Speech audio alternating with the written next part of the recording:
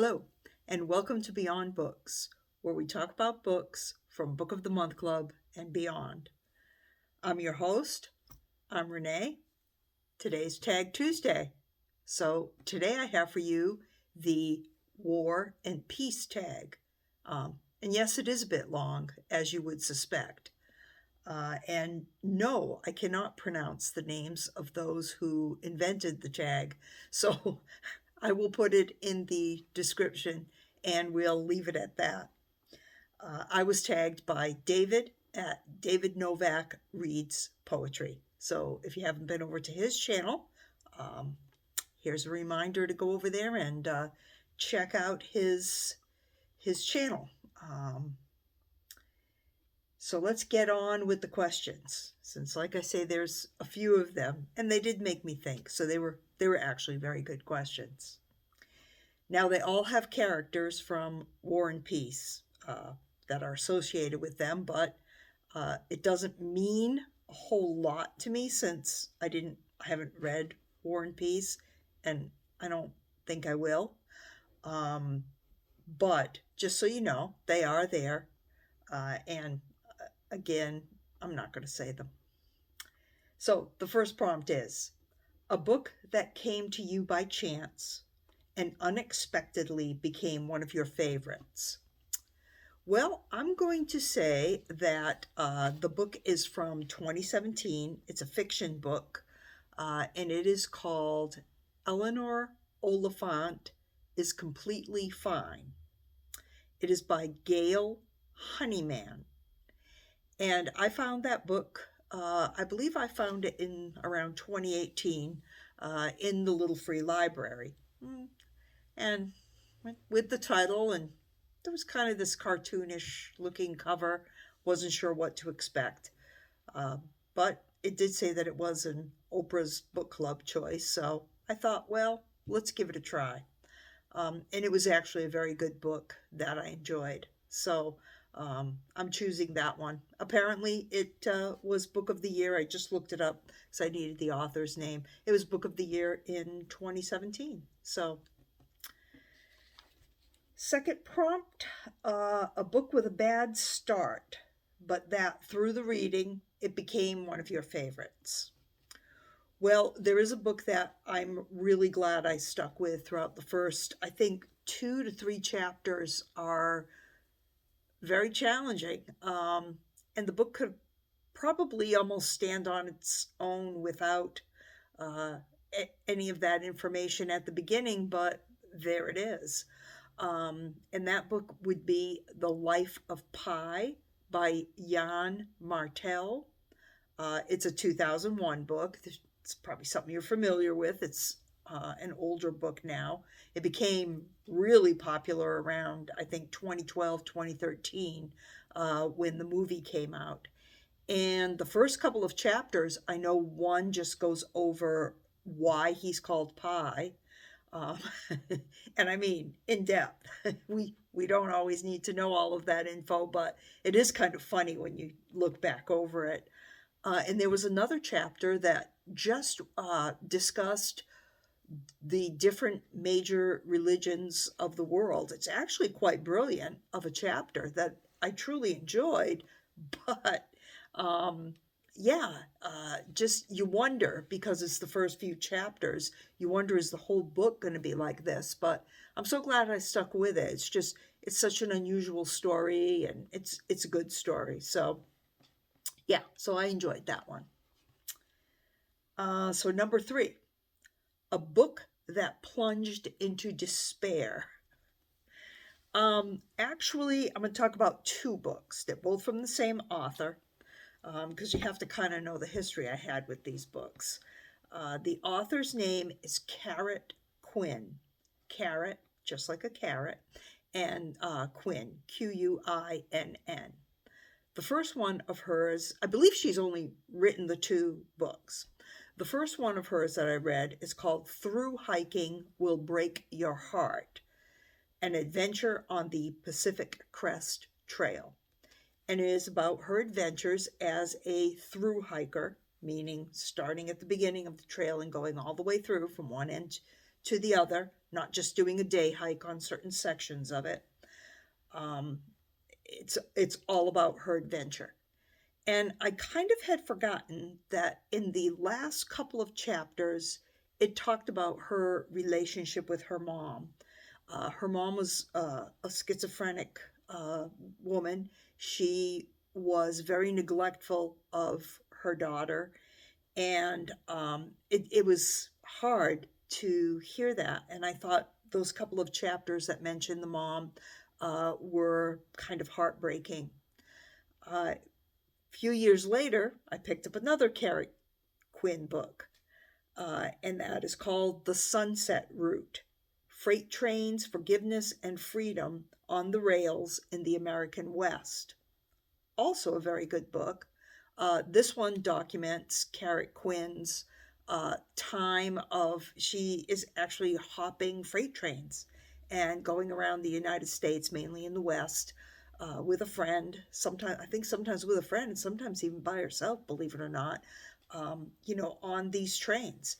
And, they're just eating beans and all kinds of things like that. But it's really nothing for her because the story, that particular one, The Sunset Route, goes back over her whole childhood and relationship with her mom. Actually, one chapter is written like present day, then the next chapter goes back into her childhood, just kind of year by year by year. And it is completely heartbreaking the way that she grew up. So, yeah, it's hard to not really feel some despair uh, when you when I think back on that book and everything that she went through as a child. So, the next one, the book that you have gifted or recommended the most. Well, this was easy. I don't really know if I've recommended it the most, but I know I recommend it quite a bit. And that is a book called The Absolutely True Diary of a Part-Time Indian by Sherman Alexie. And that book came out quite a few years ago, at least a decade ago, maybe even a little bit longer. And I listened to it on Audible, and I absolutely loved it.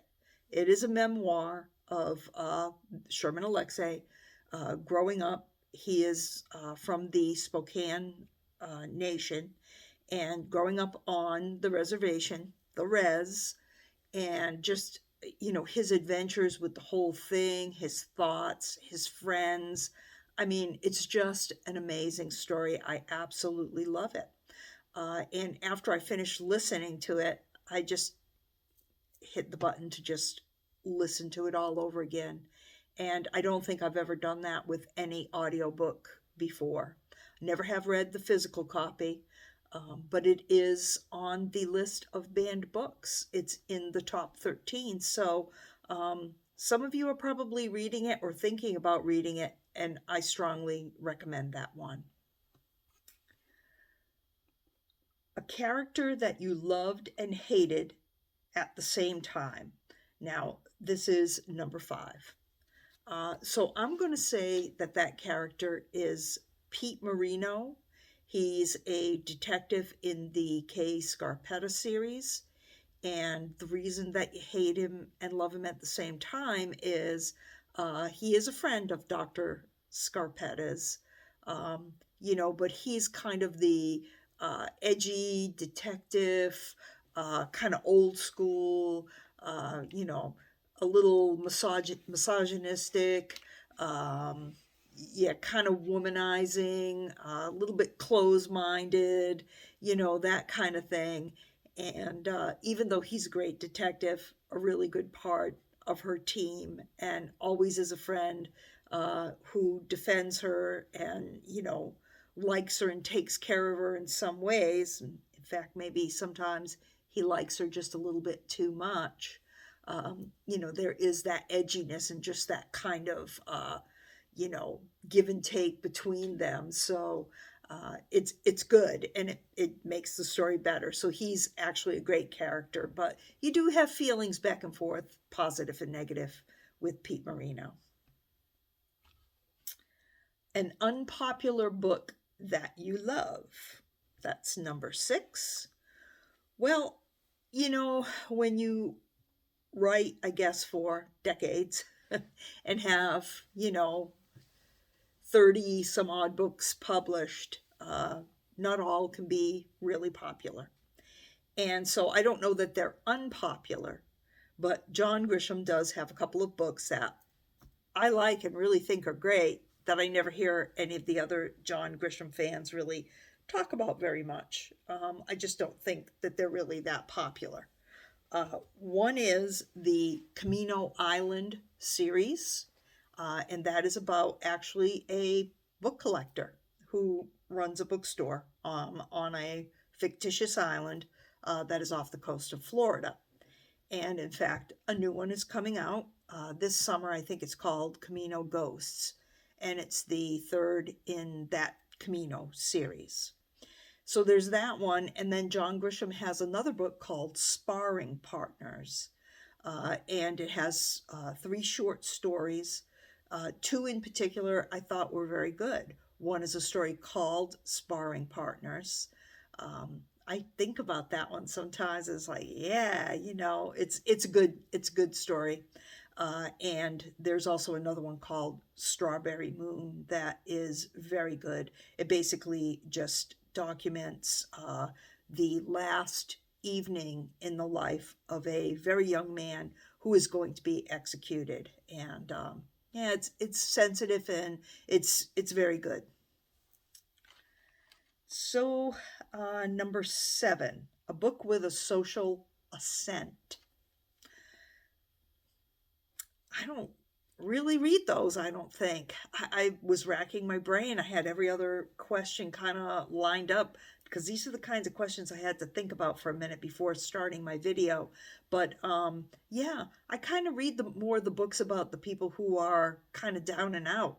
So I'm really the opposite way. They get a lot of hardships and trials during the books I read. Now, they may overcome them, but to say that it's a social ascent, I don't think I can really say that. So wasn't really sure what particular book to use to answer that question. Number 8 is a disappointing book with a beautiful cover. Well, I actually have 2 of those. I don't know if it's a beautiful cover. It's an intriguing cover. Dark Corners of the Old Dominion. And these are stories from Virginia writers, horror stories. And it's cool. Not all the stories were good. Of course, there's quite a few short stories in here. They are very short. So it is one good thing. It's just a few pages for each one. So some are good, but for the most part, probably not the best book I've ever read. Cool cover, though. Cool cover. And then I thought the other one that had a cool cover that I read fairly recently that kind of disappointing was Again and Again by Jonathan Evison. I like the cover. I like the puzzle pieces going into place. But then ironically, I didn't feel like all the pieces of the story really landed in place. So that was kind of disappointing to me. Because I had read one of his other books, Lawn Boy, which is also on the banned list, and that's a very good book if you're looking for a banned book to read. Lawn Boy, might do the trick for you. So, a gossipy book. Couldn't really think of what that might be, but anytime I think of people who have all sorts of free time, just sitting around chit-chatting and not much happens in the book and you wonder why it's so popular. I guess I'd put Great Gatsby in that category by L. Scott Fitzgerald. Not that he wasn't a great writer, he was. But, I don't know. It wasn't really about my type of people, I guess. And it seemed to me like a gossipy book. And sometimes I think in the back of my mind, if I'm reading a book where not much is happening, I think, boy, that's a great Gatsby right there. So I would say that one. Number 10 is a favorite villain. Um, I'm going with Grisham again on this one. He has a book called The Judge's List, and there is a serial killer in that book who is very cold, very calculating, and very good at what he does in his normal everyday life and in his serial killer life. He has developed this whole persona and this whole world that he controls. And there's just, I wouldn't want to meet him and I wouldn't want to cross his path.